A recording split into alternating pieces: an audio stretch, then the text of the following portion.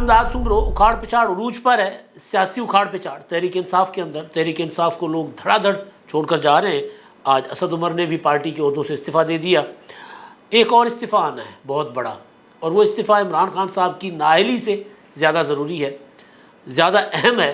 اگر وہ استعفیٰ نہیں آئے گا تو پھر عمران خان صاحب شاید نااہل بھی نہ ہو سکے، اور پھر عمران خان صاحب جو کچھ کر رہے ہیں دوبارہ اپنے پاؤں پر کھڑے ہو کر وہ سارا کچھ کریں، یعنی عدم استحکام، انتشار، افراتفری کی جو پولیٹکس خان صاحب کر رہے تھے تو وہ دوبارہ زندہ ہو سکتی ہے۔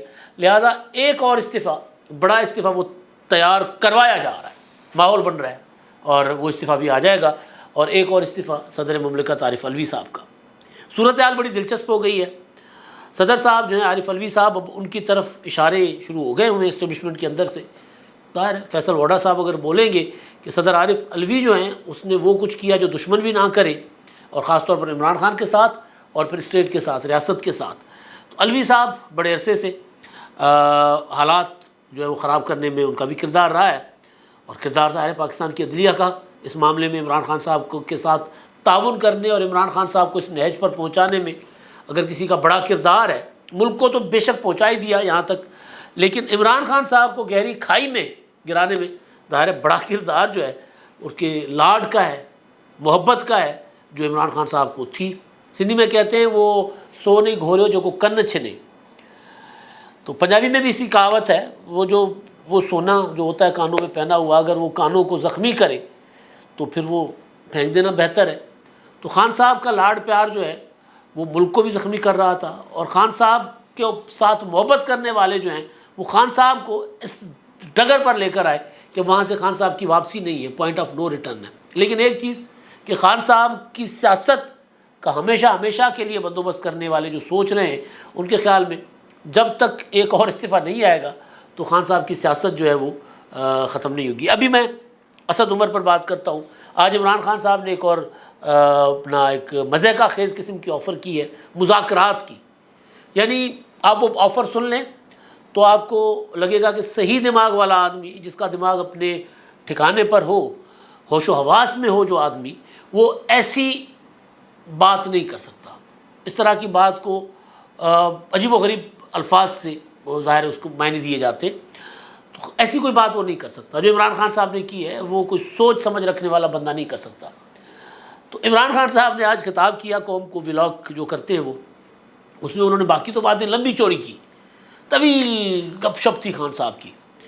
اس میں وہ یہ بھی کہہ رہے تھے کہ جی دیکھیں، جب تک انسان خوف کے بت نہیں توڑتا تب تک غلامی کی زنجیریں جو ہے نہیں ٹوٹتی۔ اچھا یہ کون؟ عمران خان صاحب کہہ رہے ہیں، کہتے ہیں آپ کا کپتان، آپ کے کپتان میں ہمت ہے اور آپ کا کپتان ڈٹ کر کھڑا ہوا ہے۔ کہاں کھڑا ہوا ہے کپتان ڈٹ کر؟ مطلب کہیں نہیں نا، کپتان صاحب تو عدالتوں میں کھڑے ہوئے ضمانتوں کے لیے کہ مجھے جیلوں سے بچائیں، جیلوں سے بچائیں۔ حالانکہ اس طرح کی سچویشن میں پولیٹیکل لیڈرز چاہتے ہیں کہ وہ جیلوں میں جائیں، نکھار آتا ہے ان کی سیاست میں، ابھار آتا ہے ان کی تحریک میں۔ اچھا عمران خان صاحب جیل سے بچنے کے لیے اپنی تحریک کو دفن کر چکے ہوئے، ختم ہو گئی تحریک پی ٹی آئی کی۔ خان صاحب جیل میں جاتے، کارکنوں کو کہتے بھائی جیل جانا سیاستدانوں کا جو ہے وہ کے لیے لازمی ہوتا ہے، اور جیل تربیت گاہ ہوتی ہے سیاستدانوں کی۔ میں وہاں جا رہا ہوں، مجھے گرفتار کر لیں، یہ میں جا رہا ہوں، مجھے گرفتار کریں گے میں چلا جاؤں گا، آپ اپنی جدوجہد جاری رکھنا۔ انہوں نے کہا نہیں، عمران خان ریڈ لائن ہے، اگر مجھے کوئی چھوئے گا تو آپ نے ایسی تیسی پھیر دینی ہے۔ ابھی وہ جو اپنا جیو فینسنگ کی رپورٹ آئی ہے وہ بڑی خطرناک ہے۔ جیو نیوز رپورٹ کر رہا ہے کہ 9 مئی کو جب واقعات ہوئے تھے جناب، اس کو جب اپنا کور کمانڈر ہاؤس پر جب حملہ ہوا تھا تو اس میں جیو فینسنگ میں 154 نمبر سامنے آئے ہیں۔ اچھا جس میں یاسمین راشد ہیں، حماد اظہر ہیں، محمود الرشید، یہ بلوائیوں سے رابطے میں تھے۔ چودھری اعجاز چودھری بھی ہیں، اسلم اقبال، مراد راز، یہ وہاں رابطے میں تھے۔ 215 کالز 9 مئی کی۔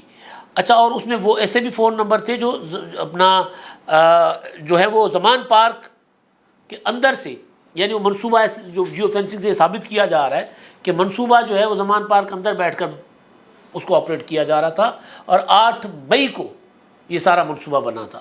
یعنی جو جیو فینسنگ یہ بتا رہی ہے کہ 8 مئی کو جو منصوبہ بنا تھا، جو منصوبہ ساز تھے، جو لوگوں کو آپریٹ کر رہے تھے، ان کے جو نمبر ہیں وہ یہ چگلی کھا رہے ہیں کہ جناب یہ منصوبہ یہاں بنا تھا۔ تو جو لیڈر ہوتا ہے، جو ڈٹ کے کھڑا ہوتا ہے، وہ یہ نہیں کرتا کہ بھائی مجھے بچانے کے لیے ملک کی اینٹ سے اینٹ بجا دینا، وہ یہ نہیں کہتے، وہ بڑا شان سے جیلوں میں جاتے ہیں۔ دوبارہ اسد عمر صاحب، اب عمران خان صاحب کو اس نہج پر کس نے پہنچایا؟ عمران خان صاحب گہری کھائی میں جا کر گرے ہیں، وہ میں آپ کو اس پر بھی آتا ہوں۔ پھر وہ شخصیت جو ہیں اس کے لیے کیا منصوبہ یا کیا ہو رہا ہے، وہ کس طرح اب اپنے عہدے سے جا سکتے ہیں۔ اسد عمر صاحب نے پارٹی نہیں چھوڑی، سارا دن چمگوئی یہی تھی کہ پارٹی چھوڑیں گے۔ پریس کانفرنس پہلے 6 بجے ہونی تھی اسلام آباد پریس کلب میں، وہ لیٹ ہو گئی، بہرحال دیر سے پریس کانفرنس ہوئی، اور اس میں اسد عمر نے وہی جو ان کا انداز ہے میوزک سن کے معیشت ٹھیک کرنے والا، اس پہ انہوں نے طرح طرح کی باتیں کی، اور انہوں نے کہا کہ جی میں پارٹی کے سیکرٹری جنرل کے عہدے سے اور کور کمیٹی سے ریزائن کر رہا ہوں۔ پھر انہوں نے کہا کہ تم سب پارٹیاں بیٹھ کر مذاکرات کریں، بیٹھیں سارے، اور اس ملک کو اس بحران سے نکالیں۔ اور ان سے پوچھا گیا پارٹی چھوڑ رہے ہیں، تو انہوں نے کہا نہیں میں پارٹی نہیں چھوڑ رہا۔ اب اس کی سب یہی سمجھ رہے تھے، شاہ محمود قریشی صاحب کے لیے بھی کہا جا رہا تھا کہ پارٹی چھوڑیں گے، اسد عمر کے لیے بھی، لیکن اسد عمر نے عہدہ چھوڑ دیا ہے، پارٹی نہیں چھوڑی۔ اس کے پیچھے 2 ریزنز ہو سکتی ہیں۔ ایک تو یہ کہ انہوں نے عمران خان صاحب کو بھی راضی رکھا، اور ظاہر ہے دباؤ تھا یا جو حالات تھے، انہوں نے اچھا مذمت بھی کر لی، انہوں نے جو واقعات ہوئے ہیں ان واقعات کی مذمت بھی کی ہے، اور ظاہر ہے مذمت عمران خان صاحب کو اچھی نہیں لگتی۔ فواد چودھری نے رہائی کے بعد مذمت کی، عمران خان صاحب فواد چودھری سے ملنے تک نہیں گئے، فون تک نہیں کیا، اور فائنلی پھر فواد چودھری نے بھی ٹویٹ کر کے پارٹی چھوڑ دی۔ ایک تو یہ ہے کہ جی وہ عمران خان صاحب کو بھی راضی رکھنا چاہتے ہیں، دوسرا ان کو اندازہ ہے کہ اپنا P T I, Imran Khan صاحب مائنس ہونے جا رہے ہیں، اس کے بعد پی ٹی آئی کون چلائے گا؟ دوڑ لگی ہوئی ہے۔ وہ کہتے ہیں نا فیصل ووڈا کہ ایک لمبا سانپ زہریلا اور ایک خاص، تو وہ اشارے ان کی طرف ہی ہوتے ہیں نا، جو عمران خان صاحب کے قریبی سارے لوگ ہیں۔ بلکہ حامد میر نے تو کہہ دیا کہ جی وہ اسد عمر کی طرف بات اشارہ کر رہے، لمبا سانپ زہریلا۔ تو بہرحال انہوں نے پارٹی اس لیے نہیں چھوڑی ہوگی، ڈیوٹی پر آ گئے ہوں گے، انہوں نے کہا جی میں ڈیوٹی کرتا ہوں نا آپ کی، مطلب آپ پارٹی کیوں چھوڑواتے ہیں؟ عمران خان نااہل ہو جائیں گے، اس کے بعد پی ٹی آئی کو ٹوٹل تباہ تو نہیں ہو جائے گی، تو میں ہوں نا، میں چلاؤں گا، جس طرح مسلم لیگ نون میں شہباز شریف کسی زمانے میں تھے، اسی طرح میں ہوں، تو میں چلا لوں گا پارٹی۔ تو ایک تو یہ ہوگا، اور دوسرا ان کو لگا ہوگا کہ یار پارٹی میں خود کیوں چھوڑ دوں، عمران خان مجھے نکال ہی دیں گے، میں مذمت کر دیتا ہوں، اس کے بعد عمران خان نکال دیں مجھے، تو ایک یہ ریزن ہو سکتی ہے۔ لیکن پہلے والی جو ڈیوٹی والی بات ہے وہ زیادہ امپورٹنٹ ہے۔ اب جو چیز ہے استعفے کی، پاکستان میں تحریک عدم اعتماد پہلی بار آئی، کامیاب ہو گئی۔ سپریم کورٹ نے جو ڈپٹی اسپیکر کی رولنگ تھی، وہ رولنگ سپریم کورٹ نے کالعدم قرار دے کے تحریک عدم اعتماد مسترد کرنے کی رولنگ تھی، کالعدم قرار دے کے تحریک عدم اعتماد کا پروسیس کروا دیا، عمران خان گھر چلے گئے، بلے بلے ہو گئی۔ اس کے بعد سپریم کورٹ کا کردار جو ہے چیف جسٹس صاحب کا خاص طور پر، اور عدلیہ کا، وہ کردار عمران خان صاحب کی جو تباہی کی سیاست ہے، انتشار کی سیاست تھی، اس کو اس نے بڑھاوا دیا۔ 25 مئی آپ دیکھ لیں، 25 مئی کو عمران خان صاحب نے لانگ مارچ کیا، سپریم کورٹ نے لانگ مارچ کے لیے جو رکاوٹیں تھیں ختم کروائی حکومت سے۔ سپریم کورٹ نے کہا کہ عمران خان صاحب آ کر F9 H9 پارک کے بیچ میں بیٹھ جائیں گے اور ریڈ زون میں نہیں آئیں گے۔ انڈرٹیکنگ دے دی گئی کہ ٹھیک ہے جی ریڈ زون میں نہیں آئیں گے، ہم وہاں بیٹھ جائیں گے، ہو گیا۔ عمران خان صاحب ریڈ زون کی طرف چل پڑے، تو ان عدالت کا مقدمہ چلا گیا۔ چیف جسٹس صاحب نے کہا کہ ہو سکتا ہے عمران خان صاحب کو پتہ نہ چلا ہو کہ فیصلہ کیا تھا، حالانکہ وہ فیصلہ عمران خان تک پہنچایا گیا، ان کو بتایا گیا کہ جی یہ فیصلہ آ گیا ہے، اب رکاوٹیں ختم ہو جائیں گی، اب ہم اسلام آباد جا رہے ہیں، لیکن چیف جسٹس نے بچا دیا۔ اکثر میں گزارش کرتا ہوں نا کہ لاڈلے بچے کے لاڈ جس طرح غیر ضرور ناجائز، ایک تو ہوتا ہے نا بچہ ویڈیو گیم مانگ رہا ہوتا ہے، بچہ کوئی اور چیز مانگتا ہے، کمپیوٹر مانگتا ہے، موبائل مانگتا ہے، لے کے دیتے ہیں والدین، کھانے پینے کی کوئی چیز، لیکن بچہ کوئی ہتھیار مانگے گا، کوئی اسلحہ مانگے گا، کوئی چاقو کوئی چھری مانگے گا، بچہ کوئی زہر مانگے گا، تو وہ لاڈ جو بچے کے اٹھائیں گے بچے کو کے دشمن ہوں گے۔ تو عمران خان صاحب کس طرح کے لاڈ اٹھائے گئے، تو ان عدالت کرتے گئے کی انہوں نے کہا کہ جی کوئی بات نہیں، آپ نے کر دی، کوئی مسئلہ نہیں ہے۔ عمران خان صاحب کو گرفتار کرنے کے لیے 14 اور 15 مارچ کو جو پولیس آئی عدالت کے اریسٹ وارنٹ پر، اس کے ساتھ جو کچھ کیا گیا، پیٹرل بم، گولیاں، آگے گلیلیں، ڈنڈے، 2 دن لاہور کو میدان جنگ بنایا گیا لاہور کو۔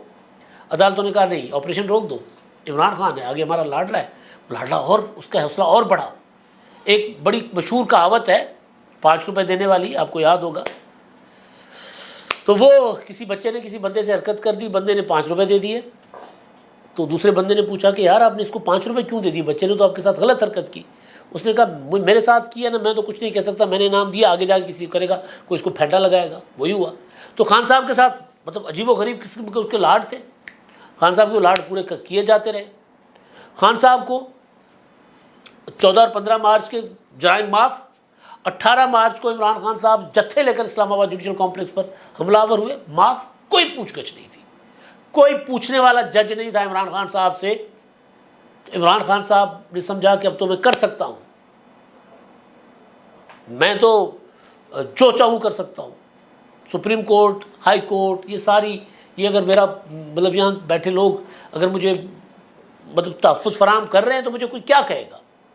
پھر عمران خان صاحب نے منصوبہ بنایا، اگر میں گرفتار ہو جاؤں تو پھر یہ کر لینا، چیزیں اب سامنے آ رہی ہیں، کھل کے آڈیو سامنے آ رہی ہیں۔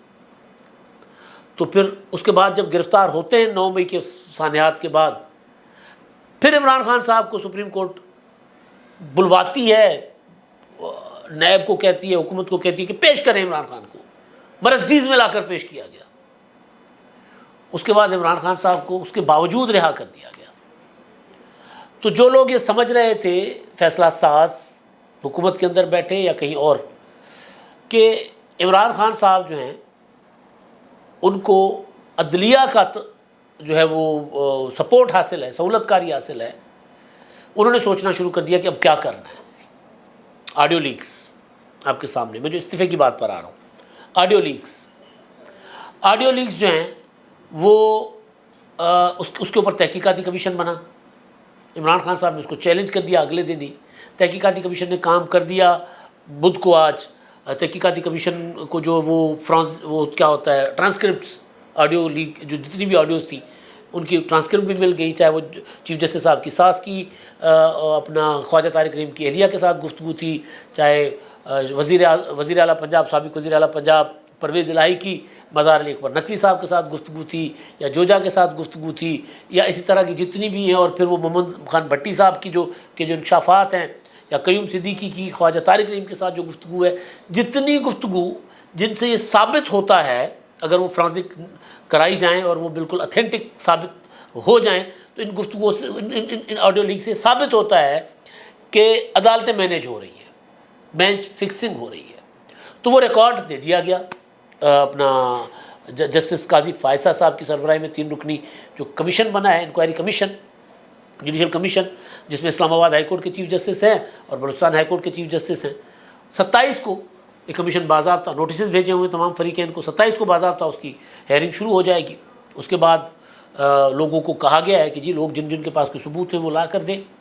اب جسٹس قاضی فائصہ صاحب نے جو پہلے دن کی سماعت تھی اس میں انہوں نے کہہ دیا تھا کہ جی یہ جوڈیشل کمیشن نہیں، جوڈیشل کونسل نہیں ہے، جوڈیشل کونسل کے اوپر اثر انداز نہیں ہوگا، ہم صرف حقائق سامنے لے کر آئیں گے، پبلک ہوگی ساری ہیئرنگ، کوئی اگر معاملہ حساس ہوا تو پھر اگر حکومت کہے گی یا کوئی ادارہ کہے گا کہ اس کو ہم ان کیمرہ کریں تو وہ ہمیں درخواست دیں گے، پھر ہم اس پر غور کریں گے اس معاملے کی حساسیت کو۔ تو اب یہ فیکٹ فائنڈنگ کمیشن جو ہے، یہ فیکٹ فائنڈنگ کمیشن جب اپنی چیزیں سامنے لائے گا، پروب ہوں گی چیزیں، کیونکہ فرانزک پہلے ہو چکے ہوئے ہیں، وہ فرانزک بعد میں سپریم کورٹ جوڈیشل کمیشن بھی کروائے گا، لیکن جو رپورٹ ابھی تک جو آڈیو سامنے آئی ہیں ہمارے پاس انفارمیشن ہے کہ ان کا پراپر فرانزک کروانے کے بعد وہ پبلک کی جاتی ہیں یا لیک کی جاتی ہیں، تاکہ کوئی اس کو چیلنج نہ کر سکے، چیلنج کرے تو وہ ثابت کرے کہ جعلی ہے۔ تو باوجود اس کے اپنا انکوائری کمیشن جو ہے اس کا فرانزک کروائے گا۔